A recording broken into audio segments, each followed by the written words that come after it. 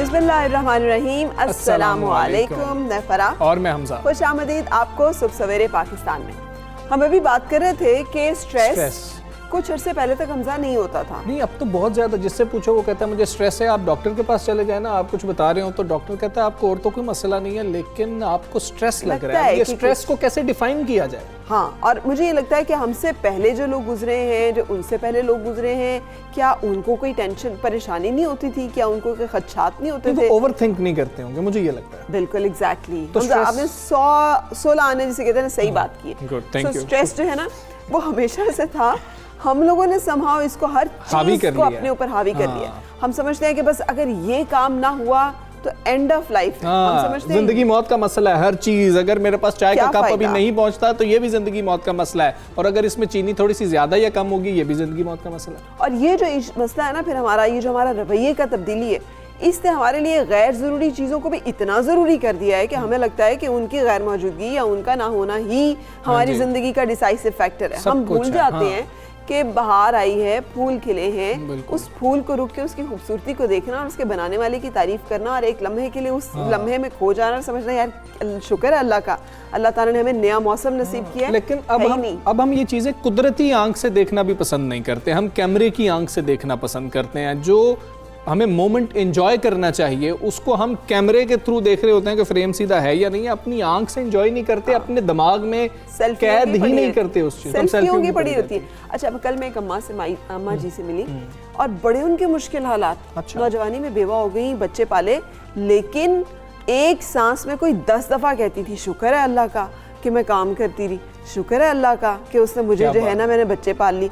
सो मुझे वहां से ये एहसास हुआ कि यार इंसान को मुश्किलात और मुसीबतें और आजमाइशें और परेशानियां नहीं ख़त्म करती, उसकी नाउमीदी, उसकी मायूसी, उसकी बददिली, उसका अल्लाह ताला के ऊपर एतमाद ना करना और अपनी जो है ना मसाइल को ही सब कुछ समझ लेना ही उसको तबाह। ऐसा करें कि हम थोड़ा सा कम सोचा करें, हर मामले को इतना जो है ना अपने ऊपर हावी ना कर लिया करें और अल्लाह पर तवक्कल करें, भरोसा रखें, सब मामला ठीक हो जाएंगे। स्ट्रेस जो है वो दूर भाग जाएगा, आपके करीब भी नहीं आएगा इंशाल्लाह। हम तकरीबन 1.5 हफ्ते से ये बात कर रहे थे कि हम लापरवाही कर रहे हैं और हुकूमत इसके ऊपर कोई फ़ैसला कर सकती है, और वो फ़ैसला सामने आ गया है। फिर से हम पाबंदियों की जद में जा रहे हैं और सिर्फ अपनी लापरवाही की वजह से। अब ये कहना बिल्कुल गलत नहीं है कि तीसरी लहर आ चुकी है, मेरा तो ये ख्याल है। बिल्कुल, जब डॉक्टर्स ने उस वक्त भी रेड फ्लैग खड़ा किया था उनकी तरफ से, उस वक्त भी जिसे कहना चाहिए बहुत सारी एतराज़ात आए थे जब हुकूमत ने तमाम चीज़ों को रिलैक्स किया था कि अभी इसका वक्त नहीं आया, हमारी आवाम इस तरह से इन मामलात को खुद से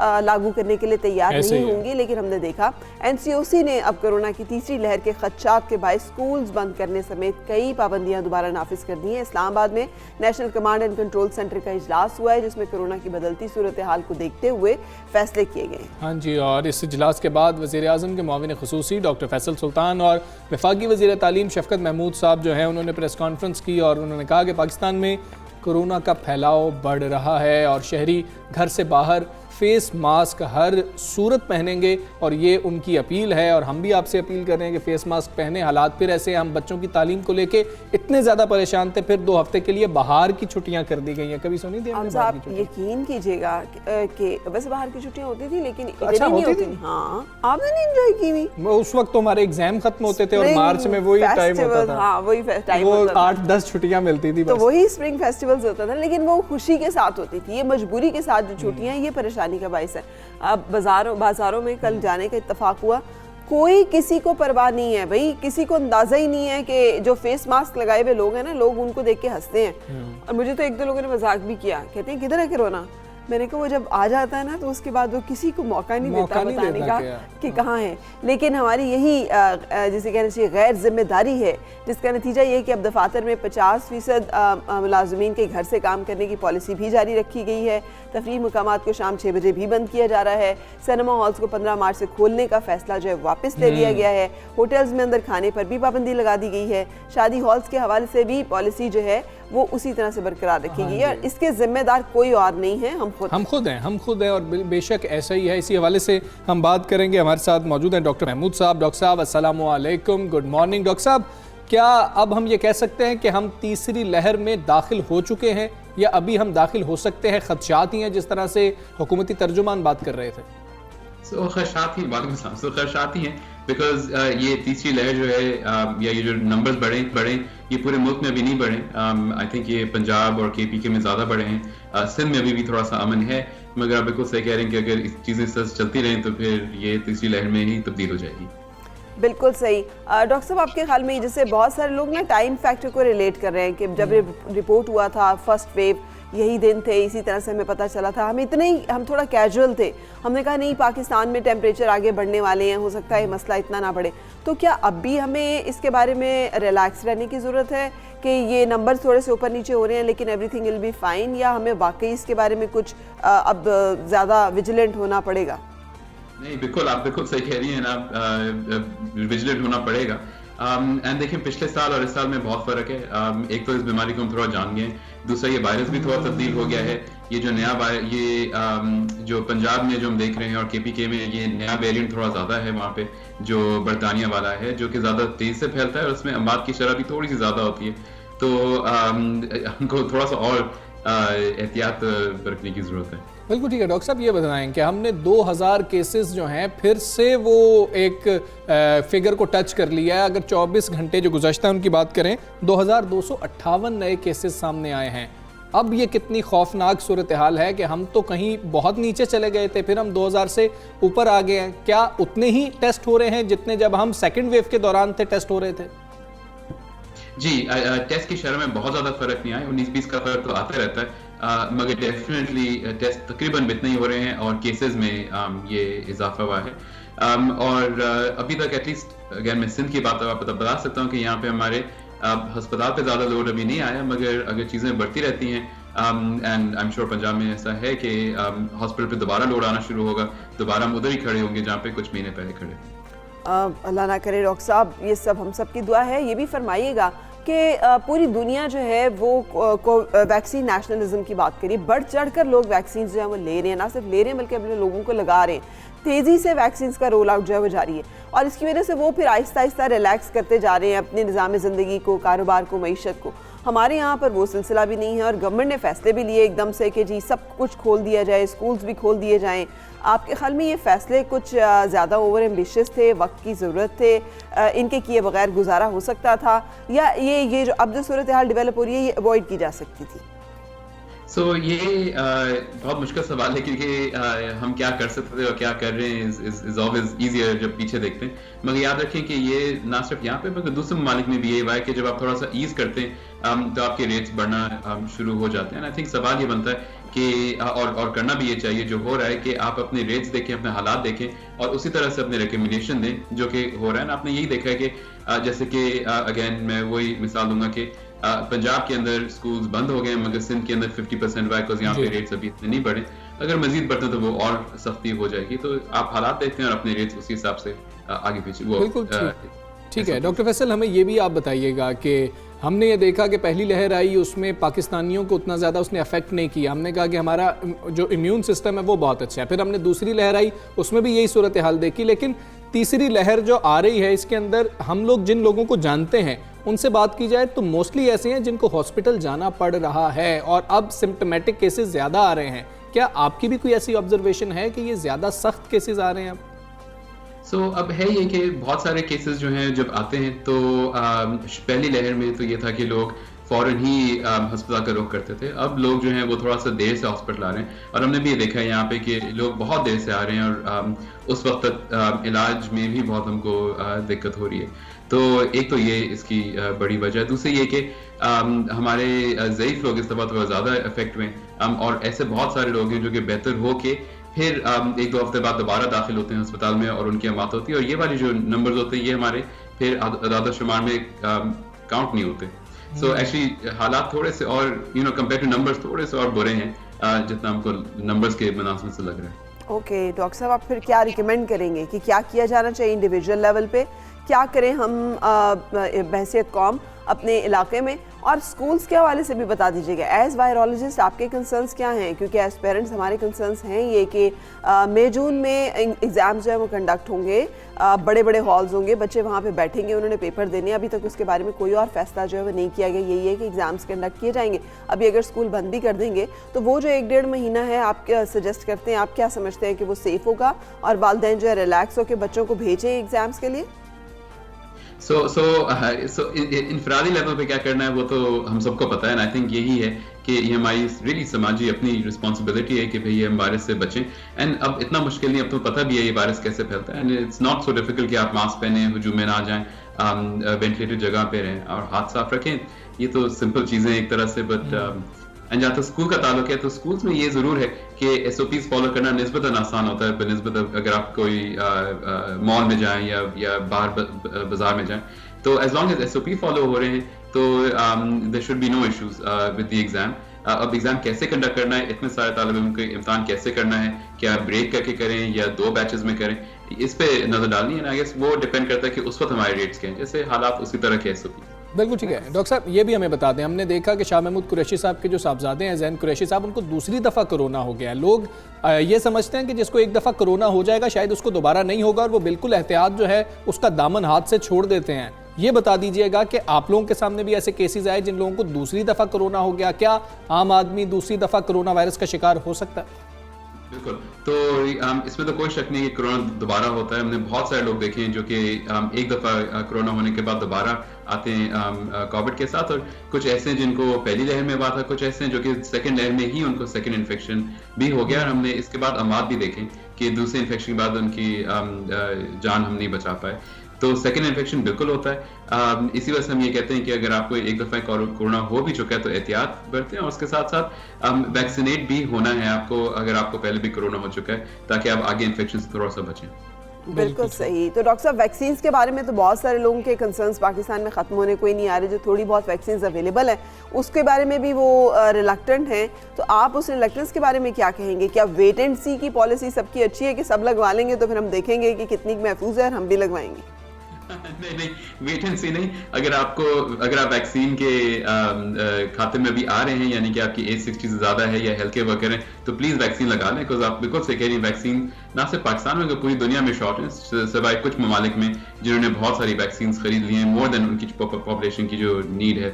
मैंने भी अपनी वैक्सीन दोनों मेरी हो चुकी हैं, बैठा हूँ, कुछ भी नहीं हुआ मुझे। एंड बिल्कुल आप जो वैक्सीन मिले आप फटाफट लगवा लें, ताकि जितने लोग वैक्सीनेट होंगे उतनी हमारी जिंदगी नॉर्मल की तरफ जाना शुरू होगी और इतने अमात कम होंगे।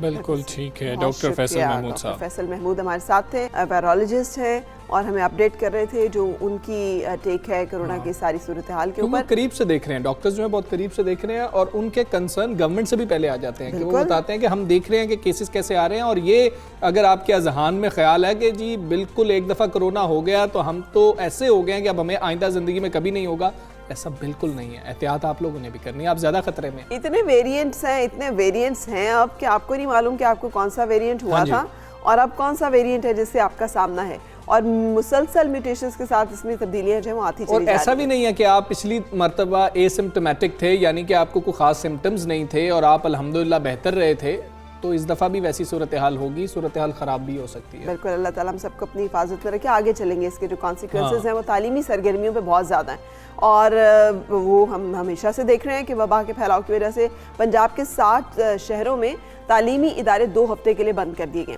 इन शहरों में इस्लामाबाद, फैसलाबाद, गुजरांवाला, लाहौर, गुजरात, मुल्तान, रावलपिंडी और सियालकोट जो है ये शामिल हैं। इस्लामाबाद और पेशावर में भी तालीमी इदारे बंद किए जा रहे हैं और ये 15 मार्च यानी पीर के दिन से बंद होंगे और 28 मार्च को दोबारा खुलेंगे। बिल्कुल ऐसे ही है। और वफाकी वज़ीर तालीम शफकत महमूद साहब ने प्रेस कॉन्फ्रेंस में कहा कि जहन में रखा जाए कि तकरीबन 5 करोड़ बच्चे तालीमी इदारों में जाते हैं और ये एक ऐसा सेक्टर है जिसका डायरेक्ट बीमारी पर असर पड़ता है। ये बच्चे कैरियर हो सकते हैं अगर बच्चों पे उतना ज़्यादा, खैर अब तो हमने ऐसे वेरिएंट भी देख लिए कि जो बच्चों पे बहुत ज़्यादा असरअंदाज हो रहे हैं, लेकिन ये बच्चे कैरियर होकर घर में जाके दादा दादी या वालिदैन के लिए भी खतरे का बायस बन सकते हैं। एग्जैक्टली और ये चीज़ें पहले भी कंसर्न ये उठाए जा रहे थे जिसपे कहा जा रहा था कि नहीं जब सब मॉल्स खुले हैं, जब सब कुछ खुला है तो फिर स्कूल क्यों बंद हो, स्कूल भी तो खुले रहने चाहिए। अगर बच्चे पार्कों में घूम रहे हैं तो फिर बच्चे जो है स्कूलों में जाके भी पढ़े।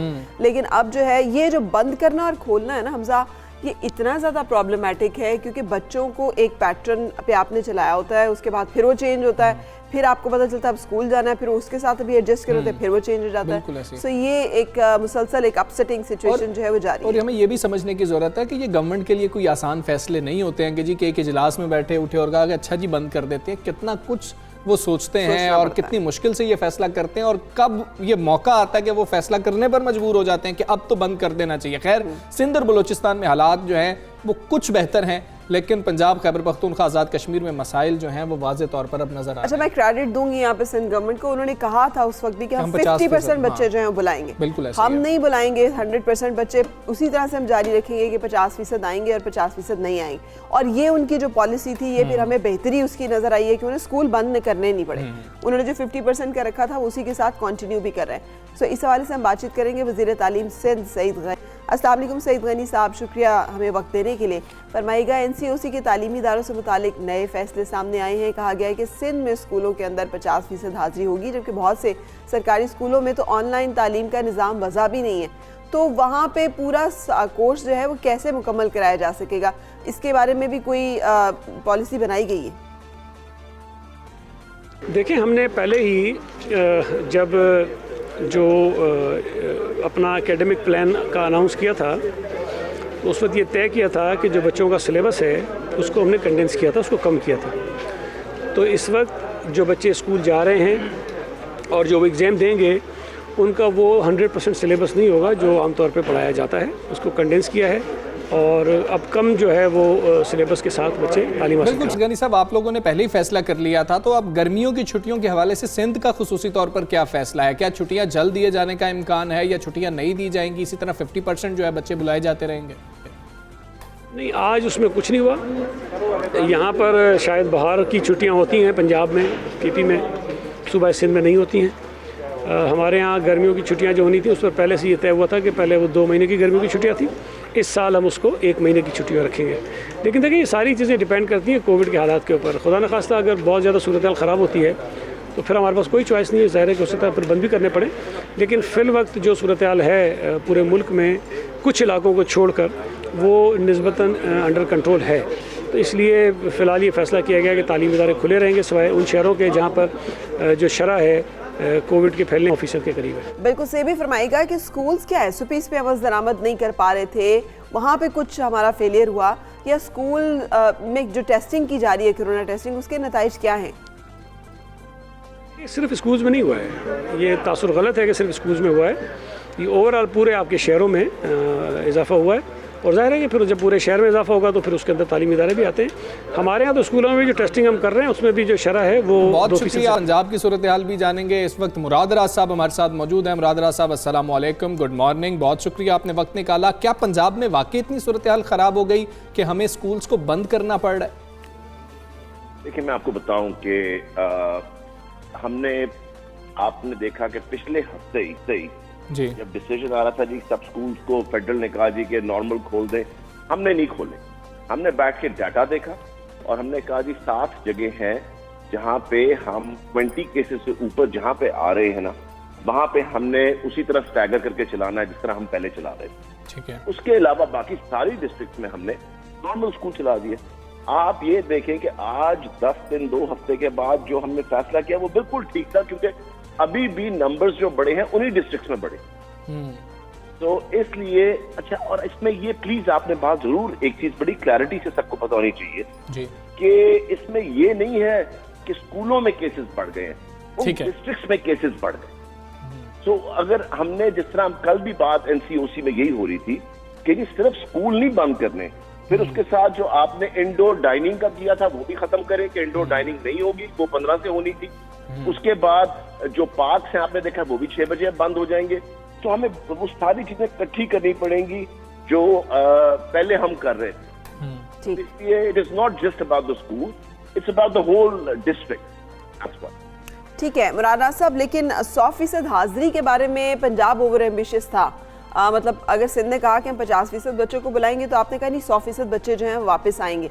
तो एक इस बारे में बताइएगा। और दूसरा जो बार बार कंसर्न रेस कर रही हूँ मैं भी और बहुत सारे और पेरेंट्स भी जिनके कैम्ब्रिज ओ लेवल्स के एग्जाम्स हैं कि वहाँ पे तो ये है कि मई जून में एग्जाम्स कंडक्ट होंगे, तो वो फैसला विल स्टैंड स्टिल अगर खुदा न खास्ता हालात और भी ज़्यादा ख़राब होते हैं, या वहाँ पे भी कोई कंसिड्रेशन है? वफाकी वज़ीर तालीम जो है उनके साथ इस मामले पर भी कोई मुशावरत हो रही है? नहीं, देखें ये इंडिपेंडेंट फैसले हैं अपने सूबों के, और इस पे हमने तो डिसाइड कर दिया कि जो एग्जामिनेशंस हैं लाइक जिस तरह स्टैंड अप्स वगैरह इस वक्त हो रहे हैं या एसएटी के एंट्रेंस एग्जाम्स वगैरह हो रहे हैं, उनकी हमने इजाजत दे दी। हमने बिल्कुल उनको नहीं रोका कि वो बच्चे आएंगे सिर्फ एग्जामिनेशन लेंगे और चले जाएंगे, एसओपीज को फॉलो करना पड़ेगा। इसी तरह देखें पिछले साल बच्चों को हमने पास कर दिया without exam and without everything. इस साल ये नहीं होगा।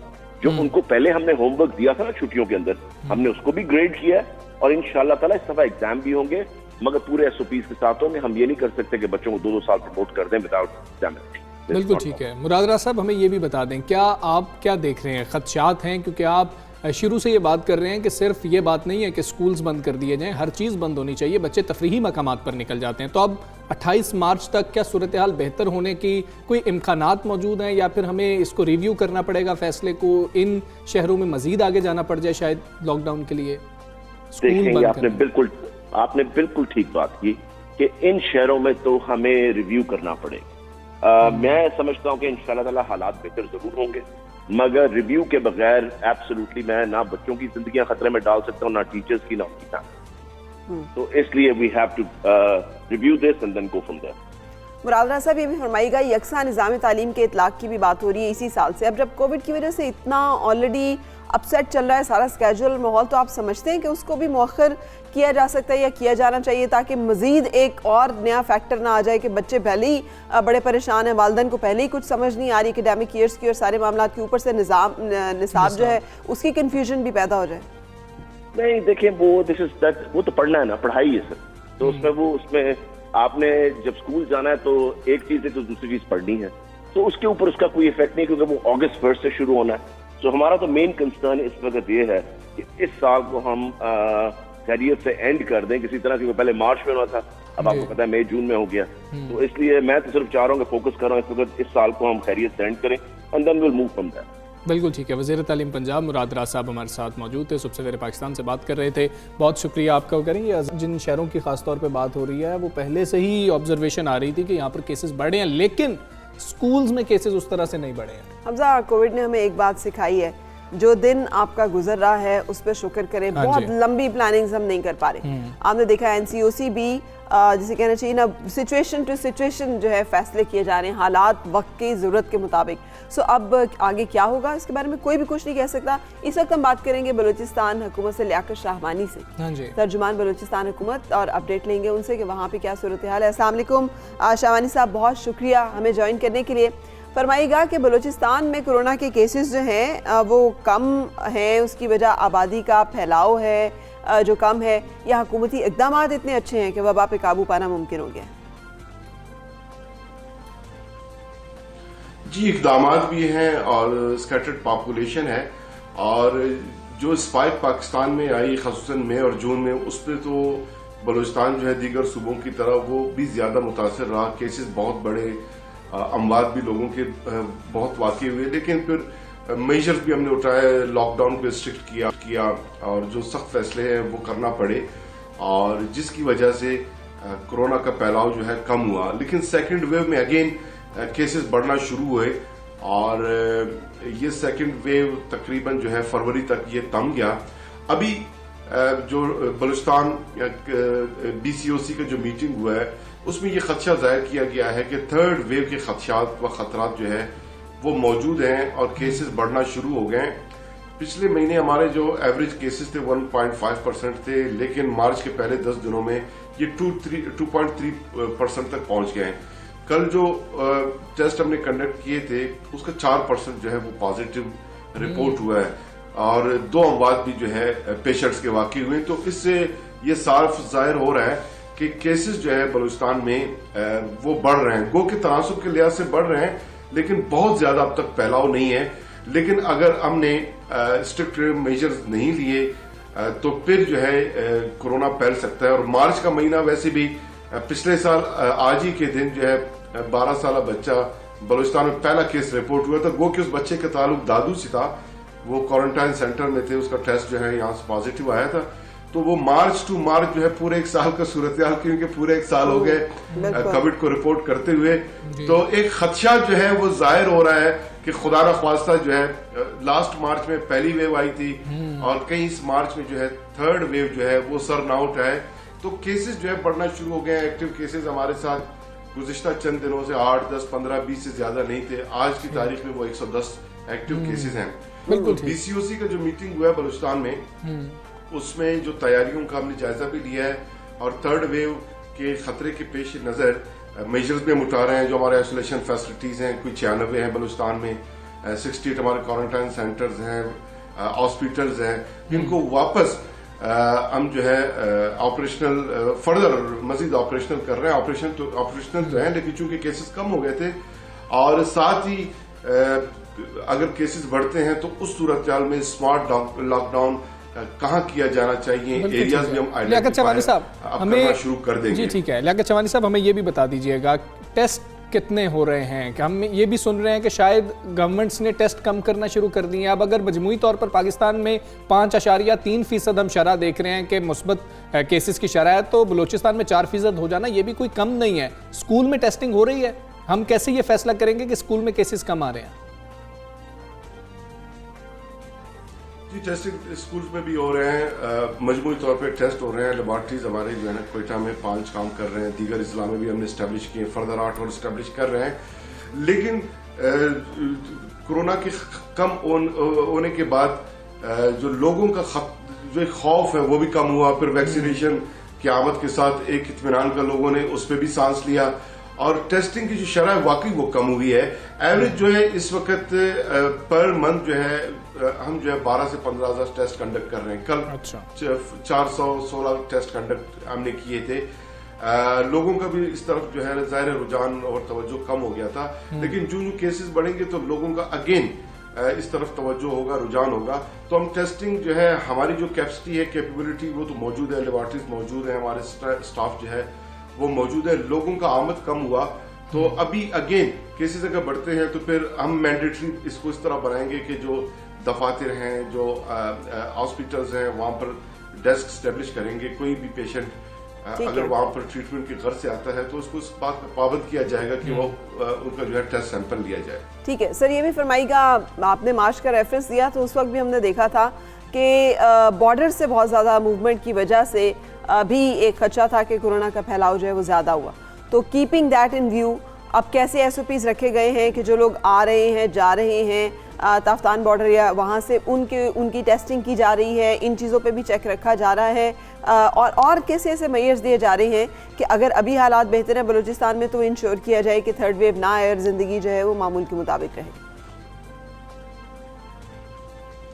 डिपेंड करता है लोगों की संजीदगी पे, कोविड के जो SOPs है उस पर अमल दरामद का। आज की तारीख में दूर दराज एरियाज के भी ऐसा कोई शख्स नहीं होगा जिसको कोरोना के SOPs के बारे में इल्म ना हो या कोविड को वो नहीं जानता हो या सोशल डिस्टेंसिंग के बारे में उसको नहीं मालूम हो। 1 साल हमने गुजार लिया और गवर्नमेंट जो है यही कर सकती है मैक्सिमम कि हम रिक्वेस्ट कर सकते हैं, अपील इल्तिजा कर सकते हैं। अगर लोग हमारी बात नहीं सुनते तो पूरी दुनिया में एक ही तरीका राइज है अब तक कि वो लॉकडाउन का तरीका कार है। स्कूल बंद होंगे, मार्केट्स बंद होंगे, दफातर बंद होंगे और फिर लोग जो है अपने घरों में मुकैयद होंगे।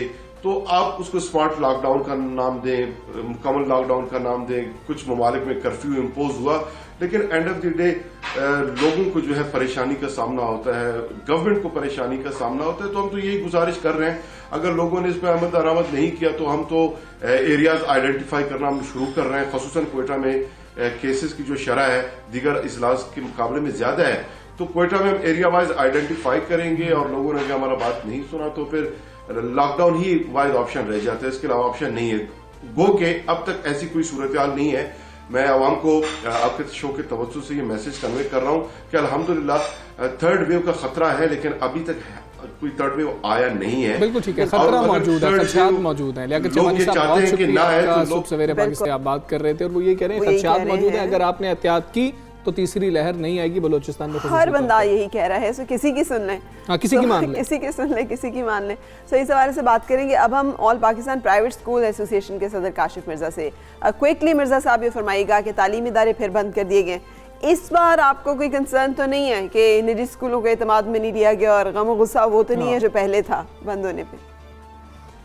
देखिए जी, ये आज का जो वज़रा तालीम कॉन्फ्रेंस का जो फैसला हुआ है ये बहुत अफसोसनाक है। इसमें किसी भी लेवल पे और पाकिस्तान प्राइवेट स्कूल फेडरेशन और हमारी 300 से ज़्यादा तंजीमें इत्मीनान में ना लिया गया है और एकदम ये फैसला सामने लाया गया और इसमें ये ज्यादती है हमारे उन 5 करोड़ तलबा के साथ जो ऑलरेडी जिनका तालीम का बहुत हरज हो चुका है। हमारा 2 करोड़ 30 लाख बच्चा पहले ही आपको पता है आउट ऑफ स्कूल है, तो 7.5 करोड़ बच्चों की तालीम के साथ ऐसे घिनौने मज़ाक बड़ा अलमिया है और इसमें किसी भी लेवल के ऊपर प्राइवेट सेक्टर को जो इत्मीनान में नहीं लिया गया। और काबिल अफसोस ये है एग्जाम कंडक्ट हो रहे हैं और इस स्टेज के ऊपर तमाम बड़े शहरों में, पंजाब के अंदर, इस्लामाबाद के अंदर और पेशावर में और मुजफ्फराबाद में, ये बहुत अजीब सी बात है कि जब इन्होंने ये फैसला किया है तो इन्होंने ग्राउंड रियलिटीज को भी जो है कंसिडर नहीं किया। क्योंकि अगर आप कोरोना केसेस के हवाले से देखते हैं तो सबसे मज़ेदार बात यह है कि एक भी कोरोना केस किसी प्राइवेट स्कूल में इस दूसरी वेव के बाद सामने नहीं आया।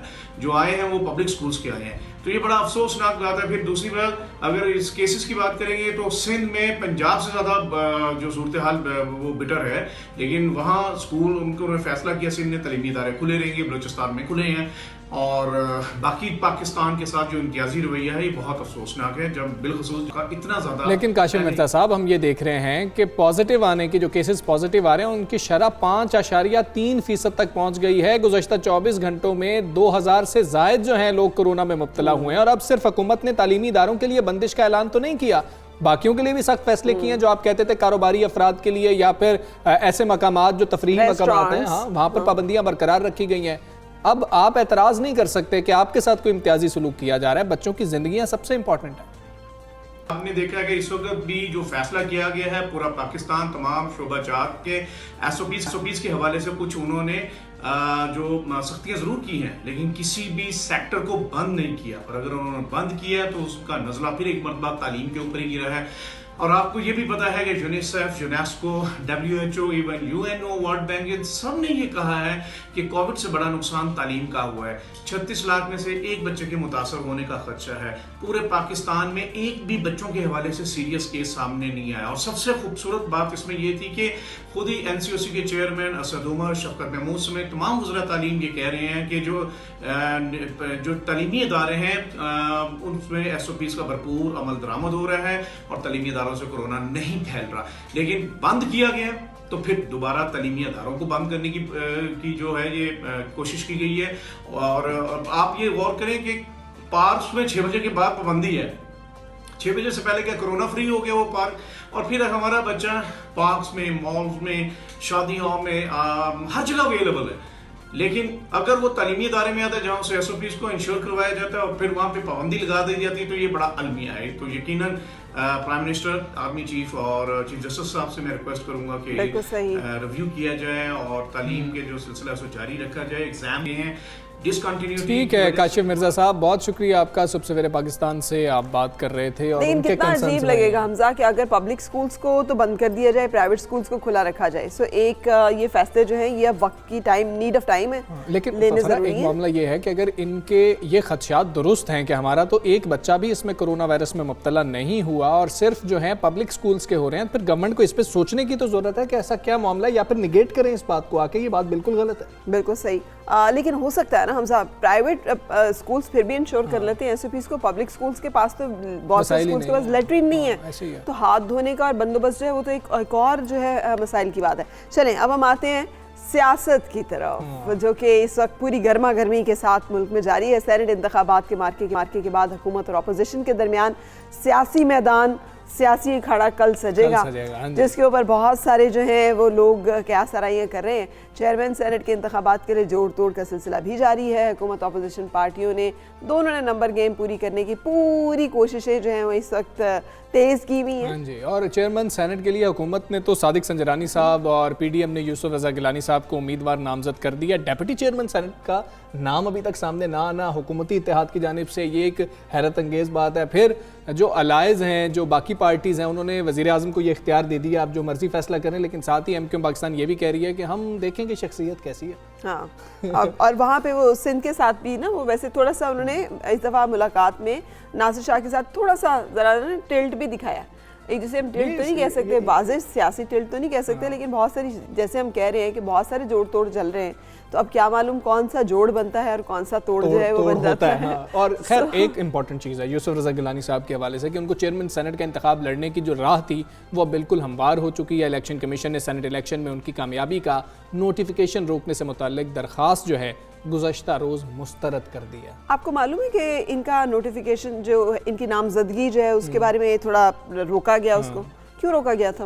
वो एतराज़ था ना उसके ऊपर, वो एप्लीकेशन गई थी जी, लेकिन टू इंश्योर के कानूनी ऐसे मामला तो नहीं है कि पीडीएम जब इन्हें नॉमिनेट कर दे तो उसके बाद कोई रिबटल आ जाए। सो जब पीडीएम ने इन्हें नॉमिनेट किया तो दे वर 100% श्योर कि अब इसके बाद जो है कोई कानूनी नुक्ता ऐसा नहीं है। उनके लॉयर्स ने इन तमाम मामला को देखने के बाद इस खास मामला वो था वो जो वीडियो स्कैंडल एक सामने आ गया, उस हवाले से बात कर लेंगे कि आलिया हमजा साहब हमारे साथ मौजूद है, पाकिस्तान तहरीक इंसाफ की मेंबर नेशनल अस्म्बली। आलिया हमजा साहबा अस्सलाम वालेकुम, गुड मॉर्निंग। जो दरख्वास्त थी वो तो मुस्तरद हो गई, पाकिस्तान तहरीक इंसाफ का अगला लाएअमल क्या होगा?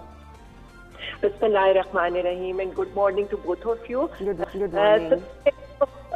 मॉर्निंग जी। सबसे पहले तो मैं एक बात को क्लैरिफाई कर दूं, हमारी पिटिशन के दो हिस्से थे। पिटिशन का एक हिस्सा ये था, जब कल की पिटिशन से एक दिन पहले इलेक्शन कमीशन में हमारे और ऑनरेबल मेंबर्स जब पेश हुए तो इलेक्शन कमीशन तो इस चीज को एक्सेप्ट करने को ही तैयार नहीं था कि उससे फरीक बनाना चाहिए यूसुफ रजा गिलानी को और मूसा गिलानी को। तो मैं तो कहूँगी कि हमने आधी सक्सेस तो हासिल कर ली है, बिकॉज वही चीज तो एक दिन पहले इलेक्शन कमीशन एक्सेप्ट करने को तैयार नहीं थी। वो तो ये कह रहे थे क्या इस वीडियो के अंदर मूसा गिलानी है। कल उन्होंने ना सिर्फ इसको एक्सेप्ट किया बल्कि उन्होंने दोनों नोटिस इशू किए और अब उस नोटिस के ऊपर फैसला 22 को होना है। देखिए, सोचना में नहीं है, सोचना अब पीडीएम को है। इसलिए कि जिस तरह से आपने इंट्रो में बताया कि उनकी राह, उनकी बिल्कुल राह हमवार होती है। अब जब वो आएंगे तो पाकिस्तान की आवाम ये देखेगी एक बंदा जो वोटों को खरीद कर, देखिए नंबर गेम सबके सामने होती है, सबको पता है कि उन्होंने वोट को खरीदा है, तो पाकिस्तान के अवाम के सामने उनका मुकदमा आएगा। वो आकर आलिया साहब इस पिटीशन के ऊपर इलेक्शन कमीशन ने समाअत करते हुए जो एतराज़ात लगाए थे, आपकी दरख्वास्त जब कहा था तरमीम करके लेकर आए, तो उन्होंने यही ऑब्जेक्शन किया था जो अभी आप बातें कर रही हैं कि सबूत भी तो लेकर आएँ और वो लोग जिन्होंने लिए हैं पैसे उनको भी तो यहाँ पे नामजद करें, इसलिए कि जो लेने वाले हैं ये तो नहीं हो सकता कि वो पैसे लें और दन दनाते फिरें। तो वो ये जो एक इतराज़ था कि आपने जो एप्लीकेशन लिखी वो वन साइडेड थी, आपने ये तो कह दिया कि अली गिलानी पैसे दे रहे हैं, लेकिन जो लोग पैसे ले रहे हैं उनका कोई जिक्र नहीं था। सो ये अगर आप करती तो आपको नहीं लगता कि शायद मामला और सूरत हाल जो है वो फ़र्क होती? मैं इस बात को एक्सप्लेन करना चाहती हूँ। जो कल हमारी इस्तदाद थी इलेक्शन कमीशन से और हमने जिस चीज को कल वहाँ बड़ा अच्छी तरह से एक्सप्लेन किया, एक तो हमने उनको उनकी रिस्पॉन्सिबिलिटीज याद कराई, दूसरा हमने उनको ये बताने की कोशिश की कि ये मुकदमा पाकिस्तान तहरीक इंसाफ और यूसुफ रजा गिलानी के दरमियान नहीं है, बल्कि ये इलेक्शन कमीशन ऑफ पाकिस्तान और अवाम के दरमियान है। क्योंकि अवाम ये जानना चाहती है कि ऐवान बाला, जिसे हम अपर हाउस कहते हैं, अपर हाउस में कितनी खरीदो फरोख्त हुई है और क्या खरीद फरोख्त करने वाला शख्स इस काबिल है कि उसे ऐवान का चेयरमैन बनाया जाए। तो मैं अपनी बात को पहले कंप्लीट करके आपके पॉइंट की तरफ आती हूँ कि पीडीएम के इस वक्त सोचने का मकाम है कि कल को जब 22 को और उस बाद भी शायद इसमें पड़े। 22 को जब ये सारा मुकदमा चलेगा और एक ऐसे बंदे के ऊपर ऑलरेडी जो उंगलियां भी उठ रही हैं, तो क्या उसकी कोई इखलाकी जवाब बनता है कि वो सीट के क्वालिफाई भी करे? अब आ जाए कि हमारा इलेक्शन कमीशन में हमने 2 बयाने हल्फी जमा करवाए, इलेक्शन कमीशन ने उनको भी, और गवाहान हमने पेश किए जो मूसा गिलानी के साथ मिले हैं और उसने उनको ब्राइब किया है।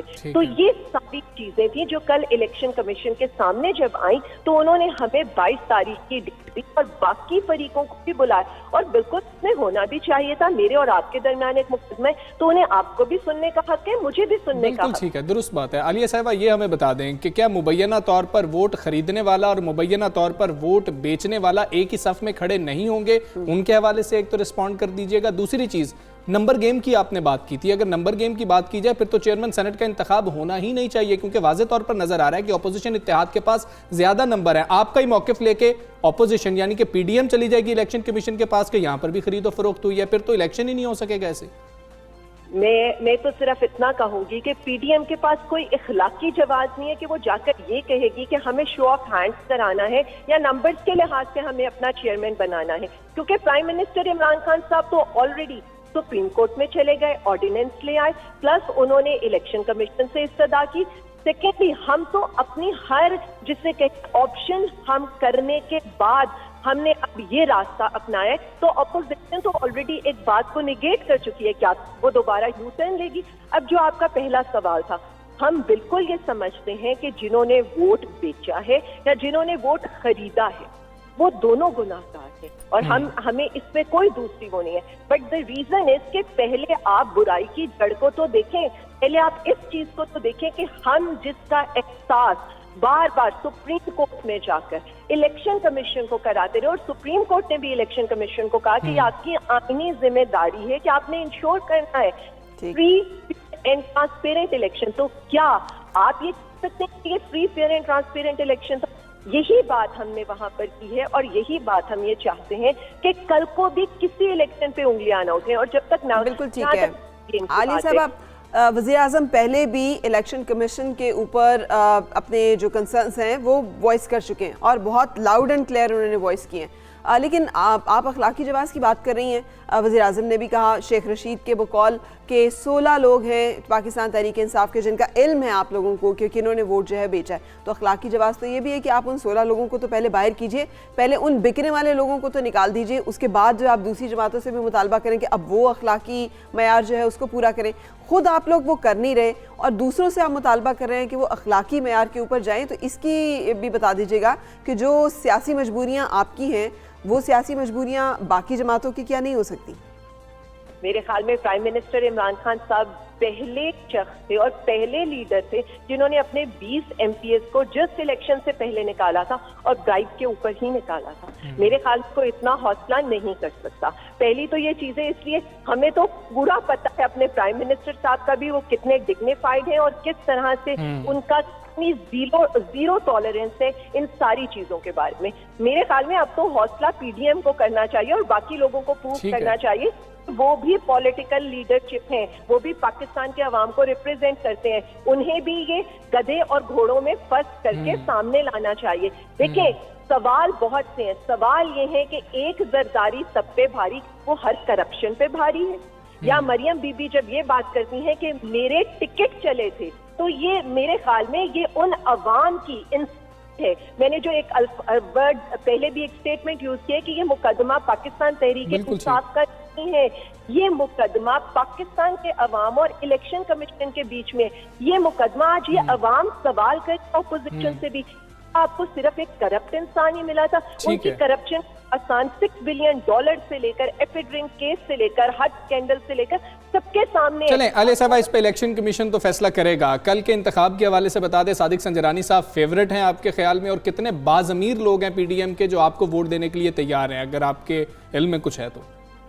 देखिए, सबसे बड़ी बात यह है कि पाकिस्तान तहरीक इंसाफ जिस सब जो ये कह रहे थे 27 वोट लेकर 27 सेनेटर्स बनाकर आज सेनेट की सबसे बड़ी जमात, ये एक रियलिटी है। और हमारे साथ हमारे इत्तेहादी बिल्कुल इसी तरह से जुड़े हुए हैं। और अगर हम ये देखें तो हमारी और उनकी तो 50-50 की इस वक्त वी आर जस्ट इक्वल। उनका सेनेटर कम है, वो सेनेटर आपको मेरा तो नहीं, सब आएंगे और सिर्फ वो यूसुफ रज़ा गिलानी को चेयरमैन बनाने के लिए मगर फिर भी वो 52 तो है ना, 52 लोग तो है ना, आपके पास तो 47 हैं। मैं एक्सप्लेन कर देती हूँ।